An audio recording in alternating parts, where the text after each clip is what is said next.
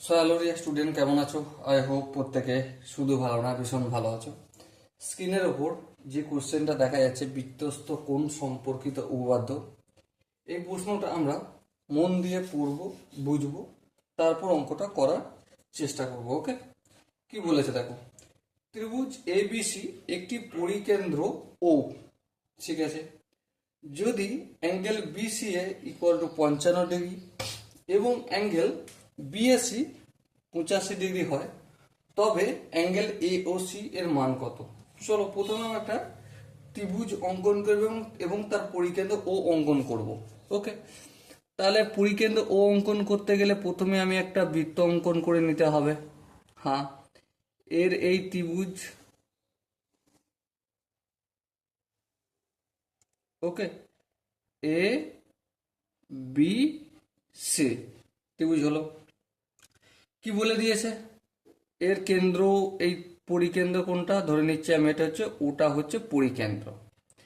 এবারে কি বলেছে দেখো, বি সি এ, বি সি এ, এই কোণটার মান কত?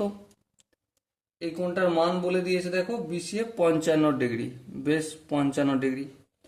আর কি বলেছে দেখো, আর বলেছে আমাদের বিএসি, মানে এই কোণটার মান 85 ডিগ্রি, বেশ। তাহলে বি ও এসি, ও এসি মানে ও থেকে এ পর্যন্ত ও কেন্দ্রের ব্যাসার্ধ অঙ্কন করলাম, ঠিক আছে। তাহলে এই কোণটার মান কত? চলো মান তো নির্ণয় করব, কিন্তু তার আগে একটা কথা বলে রাখি, এই বি কোণটার মান কত সেটা আমাকে জানতে হবে। হ্যাঁ ঠিক, কি করে জানবো? ত্রিভুজের তিনটে কোণের সমষ্টি কত? 180 ডিগ্রি। হ্যাঁ ঠিক, ত্রিভুজের তিনটি কোণের সমষ্টি যদি 180 ডিগ্রি হয়, তাহলে এটা হয়ে গেল 85 ডিগ্রি। হ্যাঁ, এটা হয়ে গেল 55 ডিগ্রি। হ্যাঁ, তাহলে দুটো টোটাল কত হচ্ছে? 5 5 10, 0 হাতে 1, 8 আর 5 13, 13 1 14, 140 ডিগ্রি এই দুটো মিলে। তাহলে এটা কত ডিগ্রি হবে? অবভিয়াসলি 40 ডিগ্রি হবে, তাই না? হ্যাঁ ঠিক তাই। এবার দেখো, ও আর সি কে আমি যুক্ত করলাম, বেশ।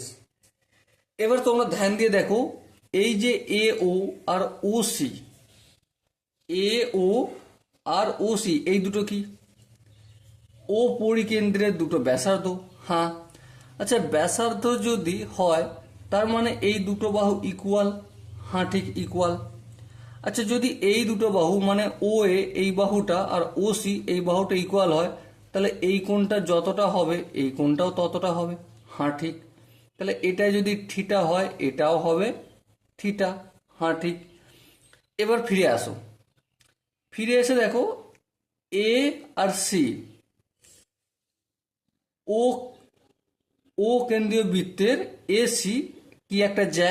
হ্যাঁ, আবার দেখো কেন্দ্রস্থ কোণ এ ও সি আর পরিধিস্থ কোণ এ বি সি, এই দুটোর মধ্যে সম্পর্ক কি?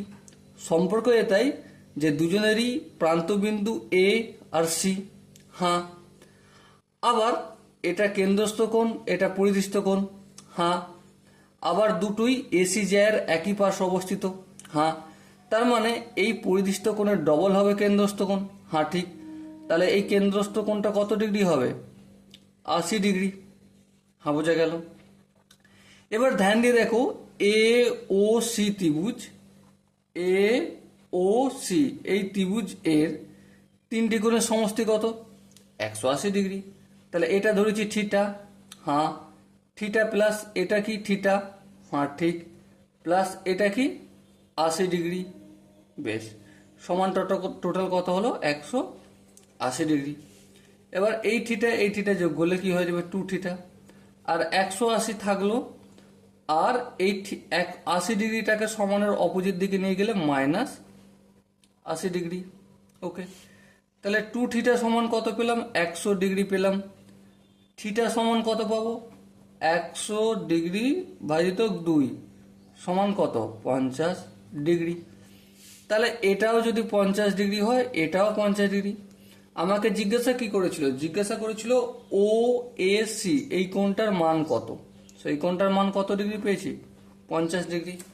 ওকে, so dear student, I hope প্রত্যেকে এই কোশ্চেনের কনসেপ্টটা ক্লিয়ার। যদি কোনো জায়গায় বুঝতে অসুবিধা থাকে, ডাউট থাকে বা কনফিউশন থাকে, তার জন্য তো কমেন্ট বক্স খোলা রইল। ওকে, সো ডিয়ার স্টুডেন্ট, দেখা হচ্ছে পরবর্তী সেশনে। ততক্ষণ পর্যন্ত ভালো থেকো, সুস্থ থেকো এবং জয় হিন্দ।